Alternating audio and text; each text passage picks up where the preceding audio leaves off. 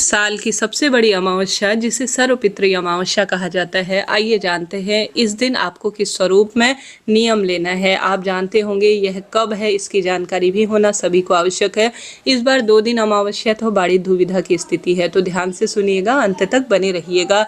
मासिक धर्म या किसी कारण से अगर अपने पितरों का आपको तिथि ज्ञात नहीं है, कुछ विशेष कार्य नहीं कर पाए हैं, तो सर्वपितृ अमावस्या के दिन ही आपको पितरों का तर्पण करना चाहिए। पितरों के निमित्त ब्राह्मण भोज कराना चाहिए। यज्ञ हवन या जो भी आप कार्य करते हैं वह सर्वपितृ अमावस्या के दिन आपको करना चाहिए। हालांकि आपने पहले भी कोई कार्य किया है तो आप सभी को इस दिन सर्वश्रेष्ठ स्वरूप में कुछ न कुछ कार्य जरूर करने चाहिए। पितृ देवता इस दिन 16 दिन धरती पर वास कर अंतिम सर्वपितृ अमावस्या के दिन विदा होते हैं और हम सभी को खूब खूब आशीर्वाद देकर अपने लोक की ओर गमन करते हैं। इस बार जो पितृ अमावस्या है उस दिन ग्रहण भी लग रहा है, जिसे सूर्य ग्रहण के रूप में मान्यता होगी। ऐसे में आइए जानते हैं कब है यह सर्वपितृ अमावस्या। 21 सितंबर दिन रविवार को 12:16 से सर्वपितृ अमावस्या तिथि शुरू होगी और अगले दिन यानी 22 सितंबर के दिन सोमवार को 1:23 तक है।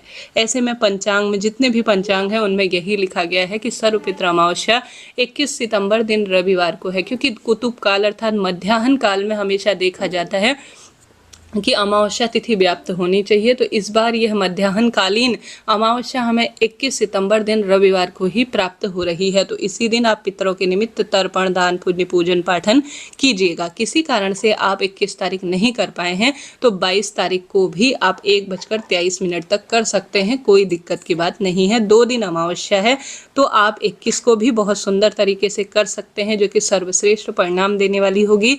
वहां आप ना कर पाए तो 22 तारीख को भी सिर्फ और सिर्फ 1:23 तक आप कर सकते हैं।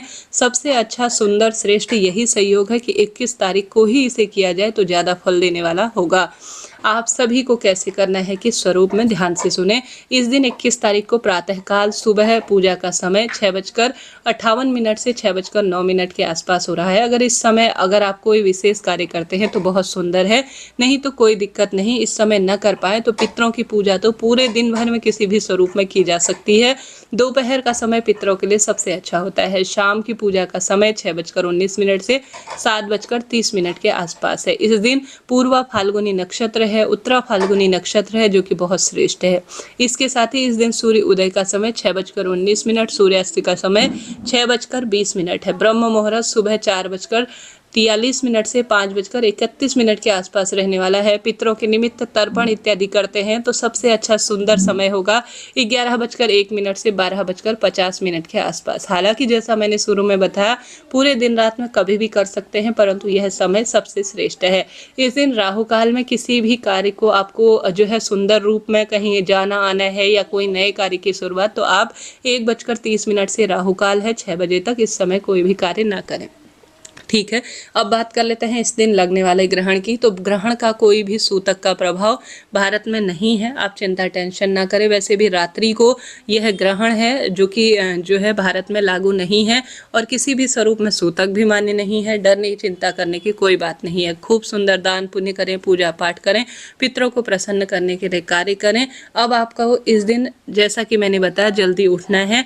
आप सभी को सूर्य भगवान को जल चढ़ाना है। जल के लोटे में गंगा जल, काला तिल और तुलसी पत्र, कुशा, काला तिल, इन सभी चीजों को डालकर सर्वपितृ देवाय नमो नमः कहते हुए दक्षिण दिशा की ओर अपना मुख करते हुए जलदान जरूर करना है। अपने घर की रसोई में या दरवाजे पर लंबी बत्ती का दीपक भी जरूर लगाएं। रविवार है, पीपल वृक्ष की पूजा तो नहीं होगी, परंतु सोमवार को आपकी कर लीजिएगा पीपल की पूजा। और साथ ही दीपदान के साथ साथ चींटी चिड़िया के लिए आप जो है आटा या अपने घर में जो खीर पूड़ी पितरों को प्रिय होती है उसका भोग आप लगाएं। स्वान के निमित्त इन चीज़ों को दे। एक समय का भोजन पंडित ब्राह्मण जी को दान में दीजिएगा। साथ के साथ अग्यारी के माध्यम से, अर्थात आप गोबर का कंडा सुलगाकर उसमें भी आप पितरों के निमित्त दान दे सकते हैं, अन्न समर्पित कर सकते हैं। दीपदान आपने किया, जल दान आपने किया, अन्न दान आप कर अपने पितरों को प्रसन्न करें।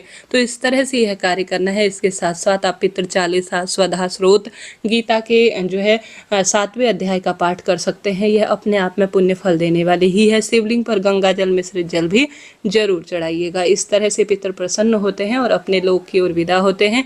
इस दिन ब्राह्मण भोज करा सकते हैं, बहुत सुंदर यह कार्य माना जाता है। राधे राधे, हर हर महादेव। तो चिंता टेंशन बिल्कुल नहीं, इस दिन कोई सूतक का प्रभाव आपके जीवन को, मन मस्तिष्क को, गर्भवती महिलाओं को किसी भी रूप में प्रभावित नहीं करेगा। ग्रहण रात को है तो बिल्कुल चिंता नहीं, बिल्कुल टेंशन नहीं, भारत में लागू नहीं है। राधे राधे।